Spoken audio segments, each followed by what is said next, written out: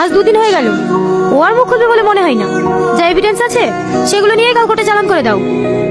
ঠিক আছে madam. Madam, আবার স্ক্যাম। মানে এই মেয়েটার অ্যাকাউন্ট থেকে 3 লাখ টাকা চুরি হয়ে গেছে। কখন? এই তো 1 ঘন্টা আগে একটা ওজন নাম্বার থেকে আমার বলে করেছিল, আমার অ্যাকাউন্টে 3 লাখ টাকা ছিল, সব কেড়ে নিয়েছে। উনি তো লোক আপনি, তাহলে স্ক্যাম করলো কি? টাইম এখন ডিটেইলস চেক করো তো। হ্যাঁ ম্যাডাম, আপনার অ্যাকাউন্ট নাম্বারটা বলুন। এই দেখে এইখানে লেখা আছে। হ্যালো, আপনাকে একটা অ্যাকাউন্ট নাম্বার পাঠালাম। এই অ্যাকাউন্ট থেকে 1 কোটি টাকা 3 লক্ষ টাকা ট্রান্সফার হয়েছে। যে অ্যাকাউন্টে ট্রান্সফার হয়েছে তার ডিটেইলসে তাড়াতাড়ি পাঠান।